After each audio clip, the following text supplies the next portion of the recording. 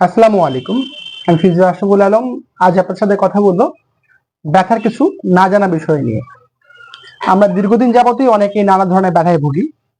কেউ হয়তো কোমরের ব্যথায়, কেউ হয়তো বা হাঁটুর ব্যথায়, কেউ হয়তো বা ঘাড়ের ব্যথায়, কেউ হয়তো বা হাত পা কামড়ানো, কেউ হয়তো বা হাত পায়ে ঝিমঝিম, কারো তো বা মাথা ব্যথা। তা আসলে আমাদের ব্যথা নাই বললে চলবে না, আমাদের নানা ধরনের বয়সে নানা ধরনের ব্যথায় আমরা ভুগে থাকি। কারো দেখা যায় ব্যথা এত তীব্র থাকে যে পাগলের মতো ডক্টরের কাছে ছুটে চলে যায়। কারো ব্যথা দেখা যায় যে ডক্টর দেখাতে দেখাতে অস্থির হয়ে গেছেন কিন্তু ব্যথা সমাধান পাচ্ছেন না। তো এই বিষয় নিয়ে আজকে কথা বলবো যে আসলে ব্যথা কিন্তু আসলে কোনো রোগ নয়, ব্যথা একটি সিমটম মাত্র।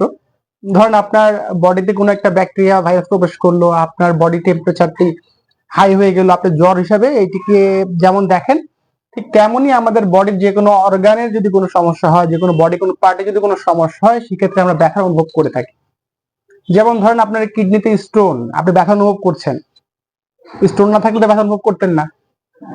ঠিক তেমনি যখন আমাদের কোমর বা দেখা যায় ঘাড় বা আমাদের দেখা যায় হাঁটু, এই রিজন গুলোতে যখন কোনো অ্যাবনর্মালিটি তৈরি হয়, তখনই আমরা তার একটি সিমটম হিসেবে আমরা ব্যথার একটি অনুভূতি আমাদের বডিতে অনুভব করে থাকি।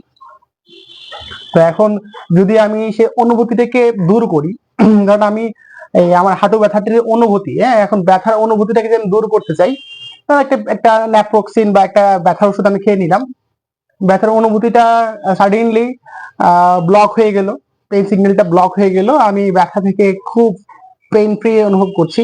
আপনি ব্যথার ওষুধটি বন্ধ করে দিলেন, তার পরের দিনই কিন্তু আপনি ব্যথা আবার অনুভব করছেন। তো এইভাবে ব্যথার ওষুধ খেয়ে ব্যথার অনুভূতিটিকে দামিয়ে কি আসলে কোনো লাভ হবে?